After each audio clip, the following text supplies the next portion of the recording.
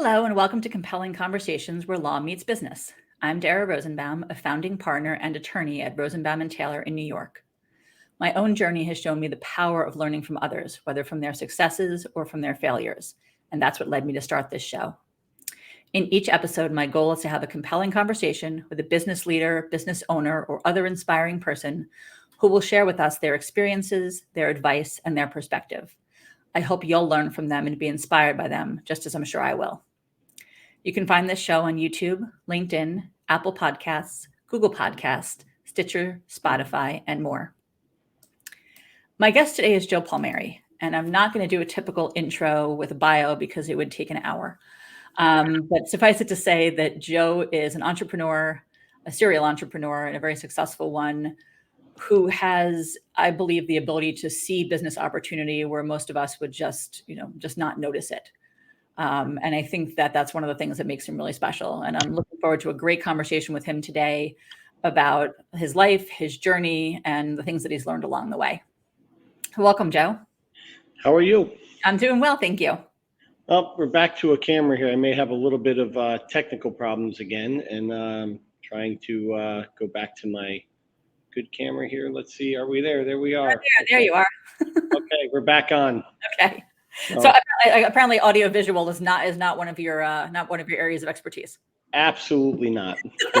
I'm least friendly as possible. I want to go back to an abacus as soon as we can. Sounds good. Yep. So Joe, you see that I sort of punted on the intro because I figured you'll do a better job than I will. Who are you? What do you do? Well, I'm a man of many hats, but mainly I've been, tried to do everything. That's really what I've always done. Is whatever works is what we do. My family background. I came from my family was into nurseries, landscaping, tree service. They were very diverse in their industry. Which when I broke away, they were also involved in real estate, and I kind of followed in those footsteps. And when I started my own business in the environmental industry, doing tank removal, and which led into another branched out into many different things, that was a great diverse company. And then I got back into the landscape and nursery side of it with the farm and just many things, which led to EnviroGrow and the cannabis industry. And yeah. All right, let's try to unpack them. So from the family, it sounds like the entrepreneurial spirit's from the family. I think you told me a story once about your grandfather. Yes. So that spirit and the opportunity to do as much as you can really kind of lives in you. It is. My grandfather, when he came from Italy, had nothing and started out digging graves in Willowbrook Cemetery in Westport. And what would happen is he would backfill and clean the sites up, and people started realizing how nice of a job he did. And he took the opportunity to go work at some of their houses. And it literally was him with a wheelbarrow walking around Westport with a push mower that didn't have an engine on it, one of those, mechanical push lawnmowers and tools, and would go work at people's houses, which led to Palmieri Landscaping, which then when he had his kids, Palmieri and Sons, which grew into that. And he, again, really what I mimic in him is that, he always saw the opportunity to expand. So you went from, doing the planting to growing the plants to then doing tree work to in the wintertime doing the snow plowing to doing masonry, everything. So I had that foundation by the time I entered the business. And I was really young. I was, as a kid, I would ride around with those guys and watch them. So they were really my idols and my mentors. So my dad and his two brothers were involved in the business also, doing masonry, excavation. What kid doesn't like big dump trucks and chippers and chainsaws and bulldozers? So, I was really drawn into that. Mm-hmm. And is that the first business that you got into after college? Well, I didn't go to college. So when I was in high school, I started a landscaping company because you couldn't go to work during the day. And I hired a bunch of friends to work with me after school. So by my senior year, my little company that I had started became the focus of a work study program. And the kids would come with me and work after school. And I would do these projects until I graduated high school. And then I went to work for my dad and family full time. Mhm. What were you doing there? I was cutting grass when I was, on the weekends and stuff. And I ended up running the lawn crew, going out cutting, lawns on people's property. And then I moved over into their tree service and I started cutting trees and learning all about that and managed that. And then I grew into doing project work for them. And very quickly, I progressed in that right along as I went, because by the time I was in my 21, 22 years old, I had really had multiple crews out, was running, multiple areas at a time, had really good people around me, and developed a great relationship with the people that I had working under me. And we were doing all these projects. So it helped me develop as a manager. It helped me develop as, and set the stage for me to be able to do this. Simultaneously, I was also taking any money I made. I was always very adamant about saving money and working really hard, putting the money away, that I got the money to get involved with real estate. And by the time I was 20, was able to get my first piece of property. So when you say that, I was running crews and I was taking down trees, that's office work or that's field work? Field work, right out, elbow to elbow with the guys out in the field. And then I would have to, at night, come home and account for all that with the billing and do everything. It was really cradle to grave with those projects. We took them on we'd go look at them, bid them, bill them, execute them, and then collect the money and move on to the next project. So no aspect of the business that you weren't involved in? None. None. My father made sure that I did everything. And, his philosophy really was that, he didn't want to do it for me. He wanted to always teach me how to do it. Mhm.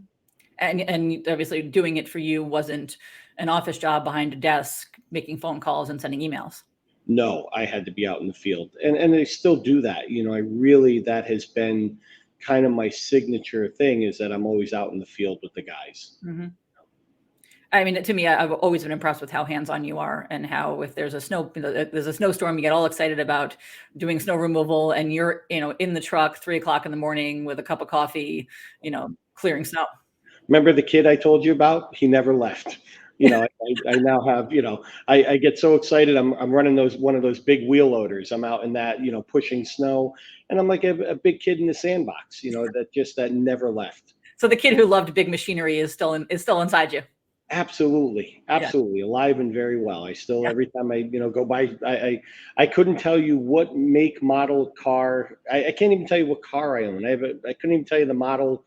I have a car in my driveway. I couldn't even tell you what model it is, but I could tell you every truck, machine I drive by the highway. I could tell you the number of it, what size it is. So yeah, How to operate it. how to operate all of it. Yeah, yeah. All right, so we got up to the landscaping company. You've kind of grown. You've kind of grown the business at that point. You're running crews. What happens next? So, in that, I saw the growth potential of the business, and I really wanted to push, because here I am coming out of high school. I knew early on I didn't want to go to college. I knew probably by my sophomore or junior year. My father knew also. We didn't talk about it as much, but my mother was very adamant that I go to college. Mhm. And I had a really good guidance counselor and a group of teachers around me that really told my parents in a meeting that, don't waste his time and don't waste your money. Mhm. And they knew that I was going to do well with whatever I did, but they knew college wasn't for me. And I didn't want it either. So when I hit the ground, when I tell you, I mean, I hit the ground running. I graduated, I was 17 and turned 18 in August. That fall, I moved out of my parents' house, got an apartment. I wanted to really, if I wasn't going to college, I wasn't staying at home. I was getting right out there and doing life. Mhm. So, that really ties back to that drive and really pushing. And I go back to my family and I see this growth potential. And I'm like, hey, we're going to buy machines and we're going to do this and we're going to push into these new areas. And my dad and his brothers at that time, his brothers are like, no, we're not going to do that. We're going to just keep doing what we're doing. We're going to, and they were at a point in their life where they were playing the back end of the career. They were starting to slow down. And Mhm. here I am. I come in like the Tasmanian devil, and I want to just, anytime, it was like, oh, it shined. I went after it, and I would do that. So, it became a conflict with my uncles. And at one point they said, if you want to do this, do what you want to do. You can do it, but you just don't do it here. and it opened the door for me to do something else. Um, at the same time, I was part of the volunteer fire department. I became a volunteer fireman in, 90 or 1991, 1990. And that had opened my eyes to so many other avenues, to great people I got to work with all this experience around me. So, you had all that knowledge and everything my family wanted me to get, and anything that slipped by, kind of bounced off the guys in the firehouse and came back to me. And it was really, I was in this, between these borders here, and everything just kind of the message just kept going to me on what to do, on how to improve, on how to better do things. So they were an opportunity had came up that I was at an annual meeting at the firehouse, and these regulators were complaining about tank removal and how the companies were doing it, and they all had to get into it. So I said, geez, here's an opportunity that I could get a backhoe, I could get a new truck, I could get all this stuff and go into this business of removing oil tanks and still work with my father on the side, because my dad and I were best friends, brothers. He was my mentor, my idol. We were so close that to not work with my dad, just, my dad was part of everything. That's beautiful. So I went out and started doing this tank removal, and I have cousins that were in the business, and they're like, "Oh, you're crazy for leaving. 6 months from now, you're going to be back, and they may not have you." And I said, "Well, all right, well, we're going to try it." 6 months I survived. The next year I tied the part of the company that I was part of. The year later after that, I tied the revenues of their whole company. And within 2 years, I became their biggest customer. So I was going in and doing all these big remediation projects and bringing them in to do all the repair work and restoration of these projects. So you were then hiring your father and your uncles. My father and my uncles, yeah. That's yeah. amazing. So. Now you make it sound so easy. Was it just kind of hard work and it was pretty linear, or were there bumps along the way? It was, I always said, people are like, oh, when it goes up makes my skin when people say you're lucky.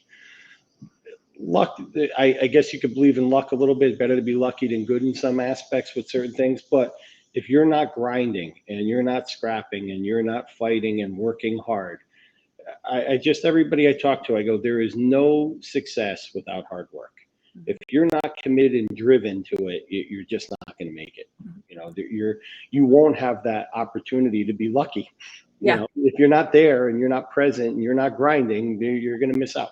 Right. If you're not at the volunteer firehouse listening to somebody do calls all night, not sleep, go to work for my dad the next day, and go sleep that next night. And to this day, I still miss nights of sleep when I'm out snow plowing, or if I'm out doing a big spill cleanup or something like that. Mm-hmm. And I was always, my body was conditioned, and I was conditioned for doing that, for going out and driving and pushing. Mm-hmm. So you're present for all these things, and, you have to see opportunity.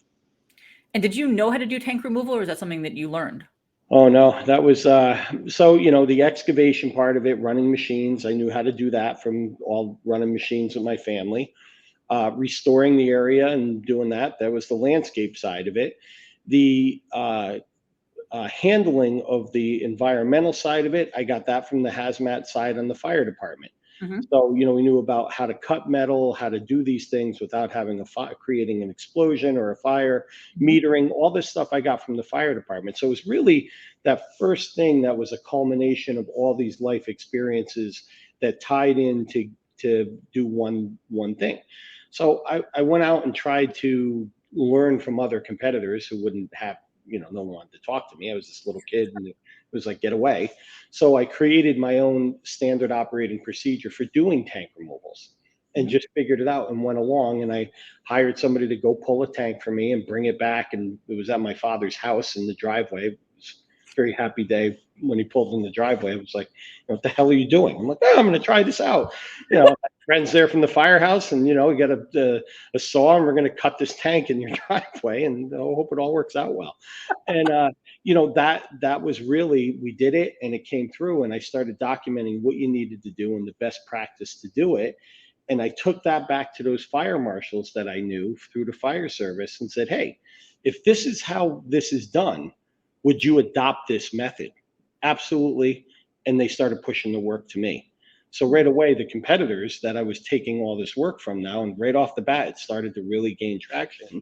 They wanted to know, how are you doing this or what was going on? And they had to come back to me. And I was generous at the time. I did not shut them down. I gave them and helped them. Mm-hmm. And that in turn, they appreciated that. And then we started working together with our competitors. Mm-hmm. How You was know, that? it worked out very well. There were some people you'll just never work with, and they'll be competitors, and they'll hate you, and they'll never be part of it. Mm-hmm. But one of the big successes that I had with Connecticut Tank CTR was that all of these competitors, we worked with them, we played well in the sandbox with others, Mm-hmm. and that allowed for me to really take the area over, and we really passed everybody out. So when I needed something and a client had a need, if they needed 5 vacuum trucks, well, I only owned one. I Mm-hmm. would show up with 5 vacuum trucks. 4 of them were from my competitors. Mm-hmm. And the clients appreciated my willing to work with everybody and my willing to identify that I couldn't do everything, that I needed help. And Mm-hmm. that's really, I think it was a very strong position to take, to say, I don't know and I need to learn, when I was young and got into business. And, people, they can't go anywhere with that. What do you mean you don't know? Well, I just said, I don't know. I didn't Right. get it. I'm not lying to you. I'm, telling you that I don't know, but I know who does. And I'm going to go figure out how to do this. And we're going to take care of whatever is going on. Now, based on the earlier part of the story, my guess is that you were actually doing the tank removals, not orchestrating it from the office. Oh no, yeah, I was out there cutting holes in the tanks, getting in them with scooping oil and sludge, and figuring out how a better way to do that. Oh yeah, I did all of that myself. At the same time, working as a volunteer firefighter at night. At night, and then I would still work for my dad part time. So it was, because Okay, all right. So I get 24. How many hours were in your day? the same 24 you get. I just didn't sleep as much, and I always say that to people. I joke around and I say, I'm 50 now, but I'm really like probably 65 with the age that I've been up. Everybody else sleeps 8 hours. I'm 4 is a long night. Was a long night for me. Most nights was, 2 hours. I'd be okay. And could be back and function and just keep running. So let's just get a timeline. How old are you when you started Connecticut Tank Removal? 23. Yep. So I worked for my family, started in the real estate business at 20, getting my first piece of property. 23, I start Connecticut Tank Removal.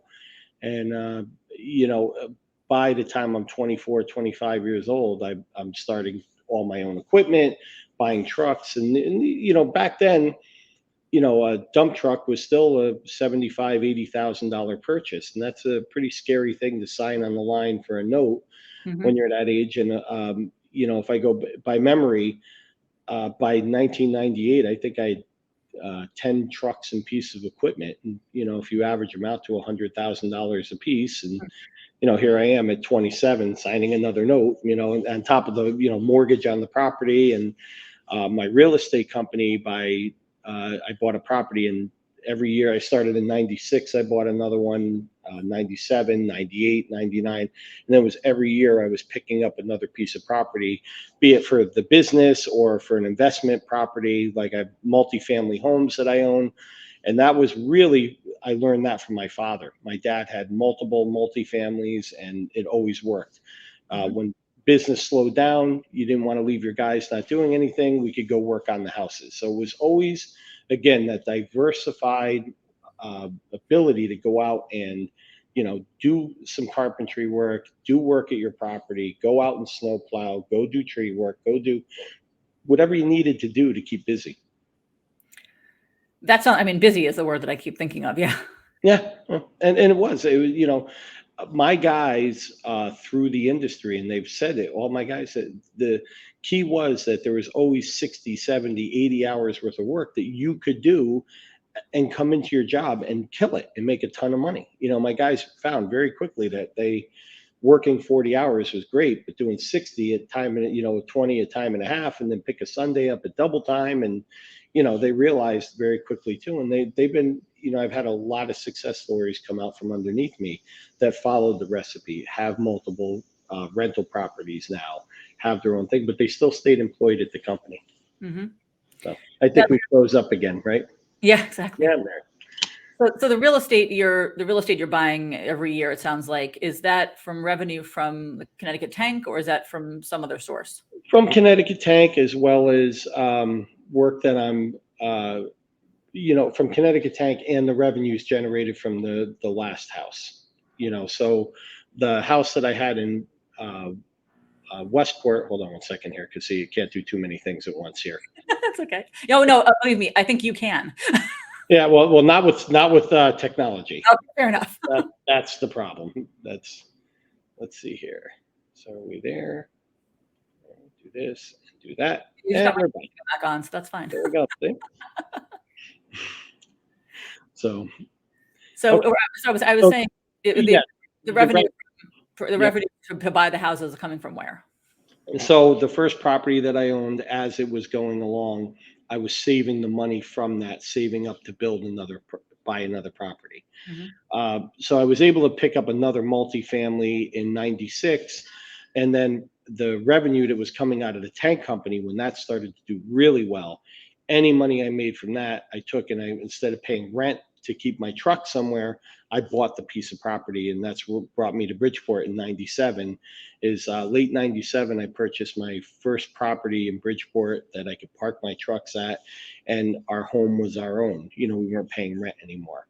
And then as the business grew, I bought the neighbor had a lot. Then I bought his house, bought another neighbor, and started expanding out. And in 2002, what really, became a real pivotal moment in the company is I was able to buy the facility now that where the company still runs out of, which was an old manufacturing building around the corner. And you've been to it. It's 60,000 square foot. And I created a giant firehouse for the environment. We have our offices, our training room, we could sleep there at night. I had a bunk room. We had showers there. We had all this stuff for the guys. Every truck was parked inside. So, when it was hot, snowing, raining, whatever, you got in a nice, warm, dry truck and were able to leave. Our fueling was inside. It was really, really made everybody buy into it and really take pride in it, and, put us above everybody else. Absolutely. So what happened with Connecticut Tank? Is that still around? You still doing that? So that I sold in 2018. I sold it to a roll-up private equity that was looking to put a bunch of companies together and roll them up and sell it. They purchased us. We became part of that group. It's ACV Enviro, who was purchased recently now by Republic. So now I'm part of Republic, which is really cool. I wasn't going to stay on long, but I've found I enjoy being an employee of these guys and working there. So I still get to see the people that I worked with. I still get to see the clients. I enjoy doing that. It gives me the freedom to go out and play on the machines that I like to do. So I go out and do that. Yep. And also they're my tenants also. So I maintained ownership of all the properties. So they're my tenants. So it works out. So you got the sale of the business, you get salary, and you're getting rent. Yes. Did I miss any components of that? No. Some bonuses. It works out. And you're still doing what you love to do. Yes. Yep. And when I sold the company, there was a couple facets of it that they didn't want. So the tree service and the green side, doing any type of landscape or site work, they didn't want any of that. So I was able to peel that off and roll that up under Palmieri Farm. So now on the side, I have a tree service and this light excavation company running alongside with my job. Now, I find fascinating what you do with the trees that you remove from storm damage or from someone's property. Tell them what happens with those. So that was, you could see behind me here up in the air. Do this right. These beams in the ceiling came from trees that fell during Hurricane Sandy. We were brought in. They couldn't find a tree service that was certified to work around the power company. Well, Connecticut Tank was the power company's contractor for doing transformer spills and all that. So we were all certified to work around these down power lines and do what we needed to do. So the town hired us, and we came in and cleared all the trees that were blocking the roads. So I took the logs and brought them back, and we milled the brought a sawmill in, and we mill all the wood. And it worked out so well that I continue that to this day. So when my tree service goes out and takes trees down, we look for mill logs, and then we bring them back. We saw them up here on the farm, and we dry them and use them. I use them to build my house. And recently, I have a big project going on in Stanford where they bought all the beams and all the wood for the ceilings and really cool stuff. And they bought all that from you Yes. Yep. because So of the it's tree. another new little business within the business again. You know, running a sawmill and selling this lumber. It's been Now, I'm sure there's tons of things we haven't hit, but we haven't hit Palmieri Farm. So you kind of rolled it up into the farm. We got a farm. Right. So Palmieri Farm, my father, unfortunately, he had passed in 2003. So when I lost my dad, he was married. My family property went to his wife. She sold it. I didn't buy it. I wasn't interested in getting into the family dynamics of that. That was in Fairfield, one town over from where I am now in Easton. Mm-hmm. And Easton reminded me very much of my childhood of what Greenfield Hill was.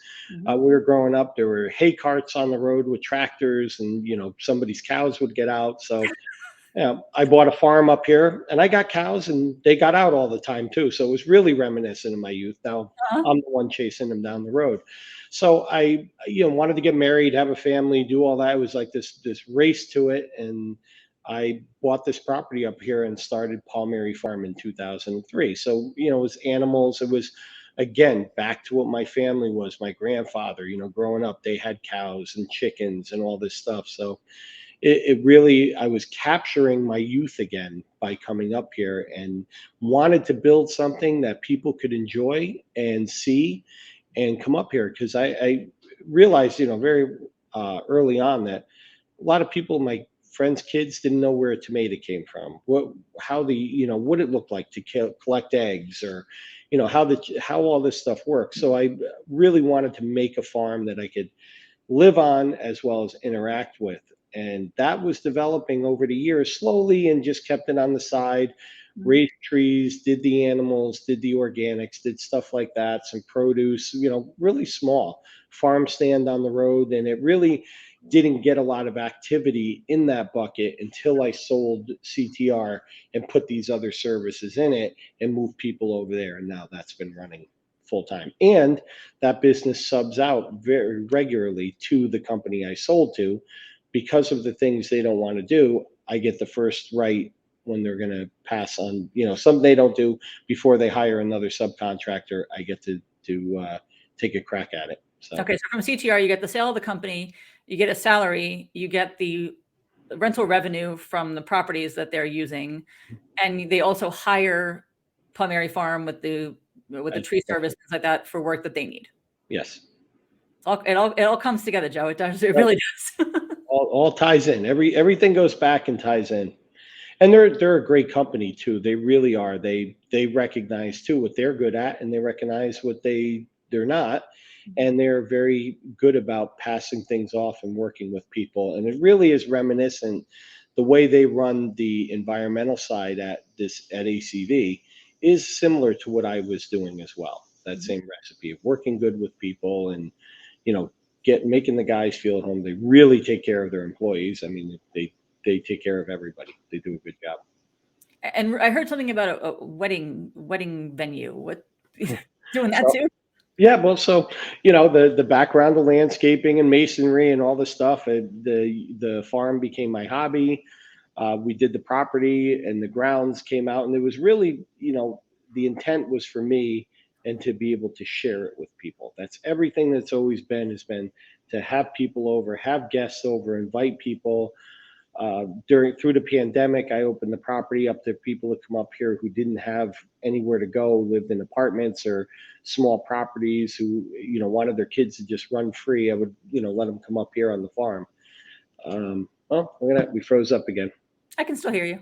Okay, so people started coming up, and everybody started making the comment of how pretty it is, and that they would love to get married here.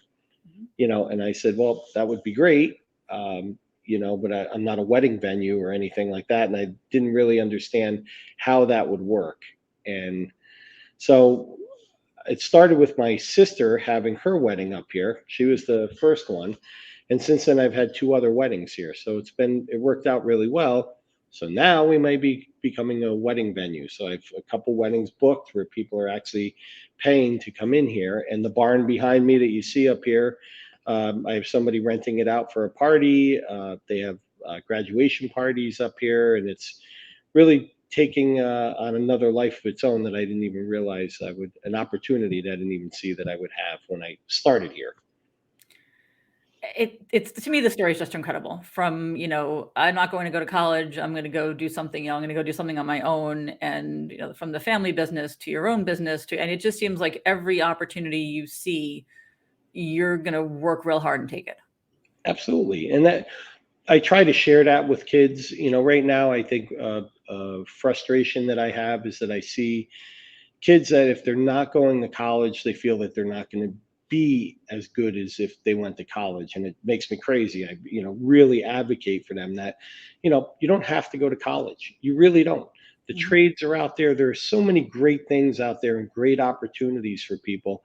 And I try to coach and mentor some younger guys that are out there in business. And I've got a friend who is 20. He's going to be 26 this year, and he's got his own tree service. And I think he's knocking on the door of $1 million in revenue. He's a great guy, and it just the opportunity is there. He sees it, he takes it, and I think right now so many kids sell themselves short by not taking advantage of that, and they do so because they didn't go to college, and that's for me it's laughable. I just think how I think of the 4 years I spent there. I would have partied, I would have gotten in trouble. It would have been it for me. I'm very social.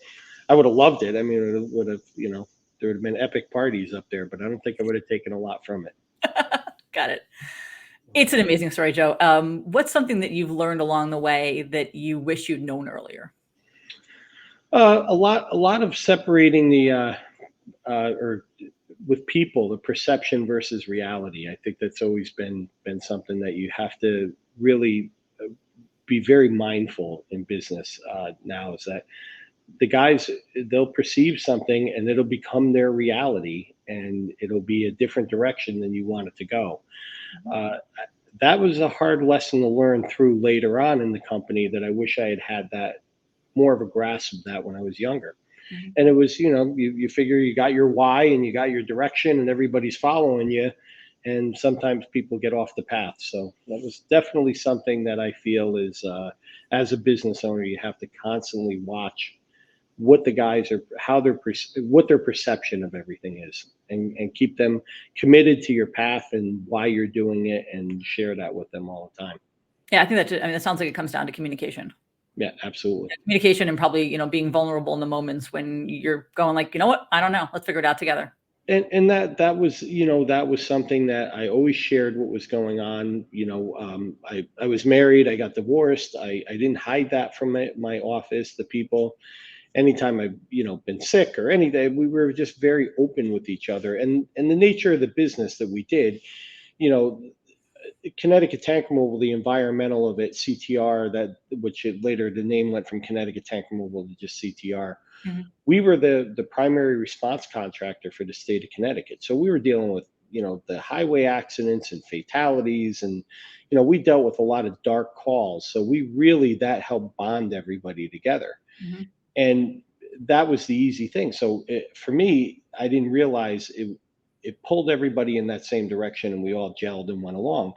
As the company got bigger, that's where you had people that would be on the side and could perceive things differently. And again, with that hindsight, the communication should have been a little better to some of the people to get that message all the way across.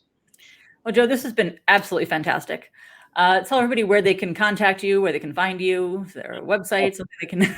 So, well, for the environmental stuff, ACV Enviro, that's the environmental company. For Palmieri Farm, we have a website coming up. That's will be on the internet probably within the next few months. We're redoing some stuff with that. And you're in charge of the coding for that and everything, right? Oh yeah. You're better off yelling out your window if I'm doing it. Jeez. Yeah. Perfect. Well, thank you, Joe. This has been absolutely wonderful. Thank you very much. Thank you. You have a great day. You too. Bye bye.